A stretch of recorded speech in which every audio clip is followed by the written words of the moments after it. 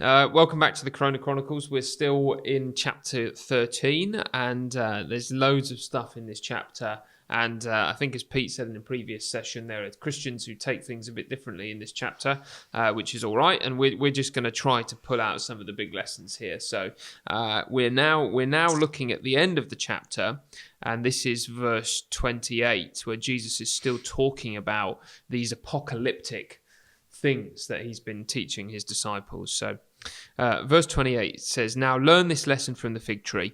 As soon as its twigs get tender and its leaves come out, you know that summer is near. Even so, when you see these things happening, you know that it is near, right at the door. I tell you the truth, this generation will certainly not pass away until all these things have happened. Heaven and earth will pass away, but my words will never pass away." He's in full gardening mode here, isn't he? Yeah. The fig tree's back out. Yep. Yeah, but I love how he just takes simple examples from everyday life and pulls the lessons from it. So he says, like, when you see the twigs get tender and the leaves come out, you know it's summer, and so do the same thing with the things that happen around you.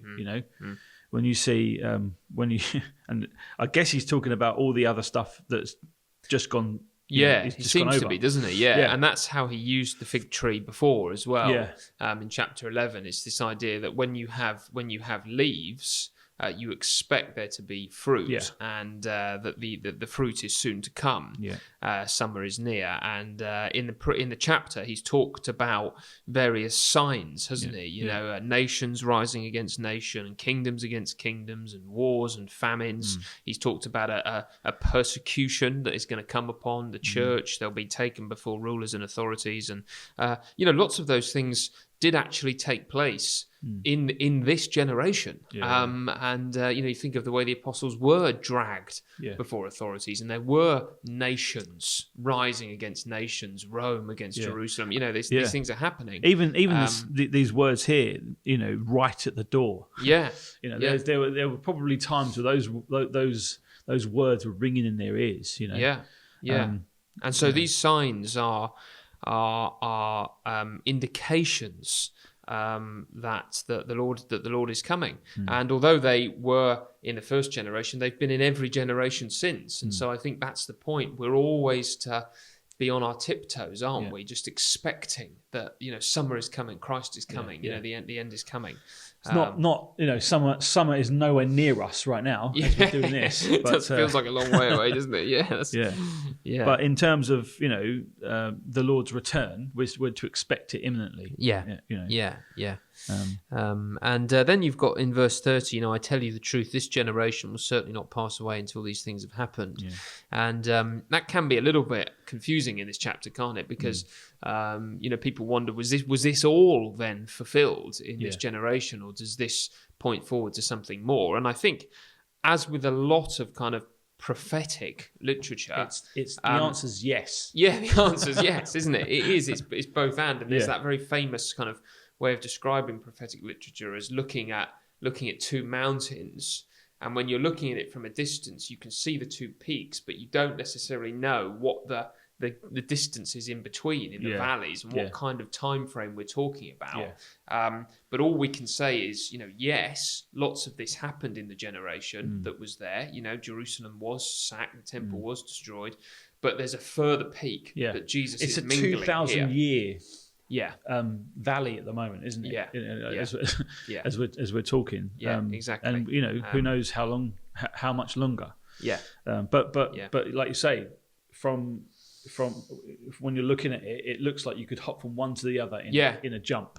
And that they do. I mean, within sentences, the peaks are mingled, aren't they? So that's what's going. There's probably loads more to say on that, but that's something of what we're doing here. And so I think Jesus is wanting to teach both an alertness, isn't he? That look at what is going on around you, see the things that are happening in the natural world and the political world and the spiritual world, and be ready, for the return of your Lord. Yeah. You are to have this kind of life on tiptoes in whatever generation you find yourself. I think that's the thing, isn't it? It can't be the case that we would read this and think, okay, so we don't have to be ready because that was all for then. Jesus is wanting us always to be expecting his return, isn't he? Yeah, which is kind of where he goes on to next. Where he goes on, the thing, again, the thing to remember as well is we're very tempted, because I think it's in our nature to split the hair and to sort of like strain out the gnat and that kind of stuff. But actually, focus on the clear stuff. Mm-hmm. If you're worried about splitting the hair, focus on the clear stuff. And that's why I love where he finishes in verse 31. Heaven and earth will pass away, but my words will never pass away. Mm-hmm. That is, you can't. There's nothing ambiguous about that, is it? This world will come to an end. We can be sure of that. So don't put your hope in this world. But my words will never pass away. So where are you going to put your hope? Where are you going to make your stand? Where are you going to stand? Where's your foundation going to be? Don't let your foundation be in this world, because it will pass. And all these things will come to pass. Summer will come, but actually, you can stand on my words. My words will never pass away. I think that's brilliant, mate. Yeah, it's just so helpful, isn't it? And particularly in our world where there's so much uncertainty. And so much fear, and there's such a unpredictability, isn't there, about government events. Regulations. And from one day to the next, sometimes we don't know what's happening. But even if the very elements that make up the universe pass away, God's word is going to be trustworthy. So, and trustworthy about his return. So, great stuff.